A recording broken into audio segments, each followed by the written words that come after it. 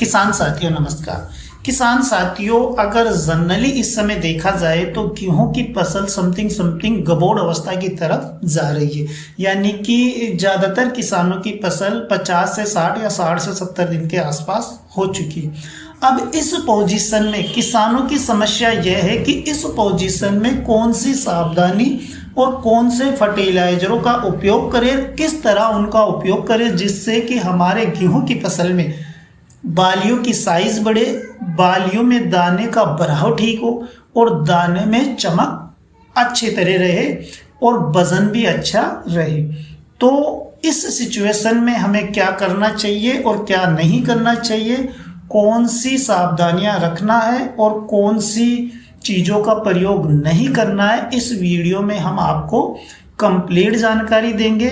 तो आप वीडियो को पूरा देखें, एंड तक देखें, अच्छी तरह समझ कर ही अपने प्लांट में उसका उपयोग करें। तो किसान भाइयों शुरू करते हैं इस वीडियो को। उससे पहले जो किसान भाई हमारे चैनल पर पहली दफ़े आए, आप चैनल को सब्सक्राइब कर लीजिए और बेल आइकन को प्रेस कर हमें सपोर्ट करें, जिससे कि हम आपके लिए एक से बढ़कर एक और अच्छी नॉलेजफुल वीडियो बना सके। तो पहले हम बात कर लेते हैं किसान भाइयों कि आखिर हमें कौन सी वो सावधानियां रखना है गबोड़ अवस्था में, जिन सावधानियों से हम हमारे गेहूं की फसल में उत्पादन को डबल कर सकते हैं। तो पहली सावधानी तो आपको ये रखना है किसान भाइयों कि जब आपकी फसल गबोड़ अवस्था में हो जाए, उसमें बालियां बनना शुरू हो जाए, झंडे पत्ती के अंदर बालियां बनना शुरू हो जाए, तो आपको सिंचाई का अच्छी तरह ध्यान रखना है। यानी कि पर्याप्त नमी आपके प्लांट में होनी चाहिए। अगर आपने उस समय अपने प्लांट को सूखा छोड़ दिया तो बालियों की साइज नहीं बढ़ सकती, ना ही उसमें दानों का भराव ठीक हो सकता है, क्योंकि उस समय जो सबसे ज़्यादा आवश्यकता पौधे को होती है वो पानी की होती है। और अगर आप पानी का ही मतलब सिस्टम सही नहीं रखेंगे तो फिर आप उत्पादन दुगना नहीं कर सकते। तो पहली सावधानी तो आपको ये रखना है। दूसरी सावधानी ये रखना है किसान भाइयों कि जब आप सिंचाई करें तो भरकर सिंचाई ना करें, क्योंकि भरकर सिंचाई आप करोगे तो उस समय आपके गेहूं के पौधे की गिरने की समस्या आ जाएगी।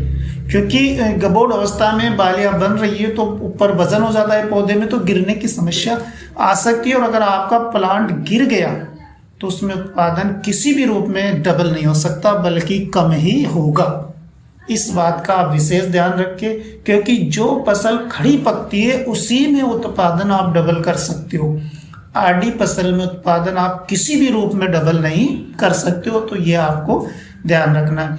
तीसरी सावधानी ये रखना है किसान भाइयों कि कुछ किसान क्या करते हैं कि स्टार्टिंग अवस्था में तो अपने प्लांट की अच्छी तरह देख रेख करते हैं, उसमें समय समय पर जाकर देखते हैं कि कोई रोग तो नहीं है। लेकिन जब गबोड़ अवस्था में पौधा आता है तो उस समय किसान क्या है ना, लापरवाही करना शुरू कर देते हैं, क्योंकि वो यही सोचते हैं कि स्टार्टिंग अवस्था में पौधा बन गया तो हमें उत्पादन निश्चित रूप से अच्छा मिलेगा। लेकिन यही जगह गलती करते हैं, क्योंकि बालियां जब बनती है अगर उस समय आप देख रेख नहीं करोगे, किसी भी प्रकार का रोग उसमें लग गया फंगस से संबंधित, तो फिर उत्पादन डबल नहीं हो सकता है। तो आपको समय समय पर जांच करनी है। अगर किसी भी प्रकार का रोग है तो आप हमें इस वीडियो के कमेंट बॉक्स में बता सकते हो, हम उसके लिए भी आपके लिए वीडियो बना देंगे या फिर आपको उत्तर ज़रूर देंगे। अब उसके बाद आते हैं फर्टिलाइजरों का उपयोग। अब पहले बात ये कर लेते हैं कि फर्टिलाइजरों का उपयोग तो करना है, लेकिन उसका उपयोग कैसे करना है और कौन से फर्टिलाइजरों का उपयोग करना है। तो पहले बात कर लेते हैं कि कैसे उसका उपयोग करना है। किसान भाइयों, जब आपकी फसल गबोड़ अवस्था में हो, यानी 50 दिन के प्लस की हो, तो आपको उस फसल में गेहूं की में कभी भी नीचे से यानी छींटा विधि से खाद नहीं देना है। क्योंकि जब आप छींटा विधि से खाद देंगे तो उसके रिजल्ट बहुत स्लो देखने को मिलते हैं और पौधे को बहुत ताकत लगती है नीचे जड़ से खाना बनाकर ऊपर बाली तक पहुंचाने में, पत्तियों तक पहुंचाने में। तो आप कोशिश ये करें कि जब आपकी फसल गबोड़ अवस्था में हो तो उस समय आप स्प्रे विधि से ही फर्टिलाइजरों का उपयोग करें या फिर उसमें खाद डालें। अब स्प्रे विधि से कौन से वो फर्टिलाइजर हम डाल सकते हैं और कौन सी सिचुएशन में डाल सकते हैं। तो किसान भाइयों, अगर आपकी फसल 50 दिन के प्लस हो गई है और फिर भी उसमें ग्रोथ कम है, हरापन कम है, तो उस पोजीशन में आपको डालना है NPK 19-19-19। इसमें 19% नाइट्रोजन होता है यानी कि यूरिया होता है, 19% फास्फोरस होता है और 19% पोटाशियम होता है। अब नाइट्रोजन क्या काम करेगा, जनरली आप भी जानते हो कि नाइट्रोजन का प्रयोग हम पौधे की ग्रोथ और हरापन के लिए करते हैं। तो ये उस समय भी आपके पौधे में ग्रोथ लाएगा, हरापन लाएगा अगर आपके प्लांट की ग्रोथ कम है, तो इससे चारा बढ़ेगा। तो एक प्लस तो आपको ये मिल जाता है। दूसरा, फास्फोरस इसमें जो होता है, तो फास्फोरस की आवश्यकता पौधे को हमेशा रहती है, यानी एक फास्फोरस का काम है पौधे को ऊर्जा प्रदान करना, एक्टिव करना। तो जब पौधा एक्टिव होगा तो खाना अच्छी तरह खाएगा और अपना विकास भी अच्छी तरह करेगा। तो फास्फोरस एक बहुत ही इंपॉर्टेंट खाद हो जाता है, चाहे वो पौधे की मजबूती ले लो, बालियों की लंबाई बढ़ाने के लिए ले लो, या फिर दाने का वजन बढ़ाने के लिए, सभी रूप में फास्फोरस का बहुत ही इंपॉर्टेंट काम होता है। हमारे गेहूं की फसल ले लो, चाहे किसी भी फसल में। तीसरा इसमें जो होता है किसान साथियों, वो पोटासियम होता है। और पोटासियम की जनरली ज़्यादातर किसान जानते हैं कि पोटास हम जब भी डालते हैं तो वो साइज बढ़ाने के लिए, कलर सेट करने के लिए, वजन बढ़ाने के लिए ही हम पोटास का उपयोग करते हैं।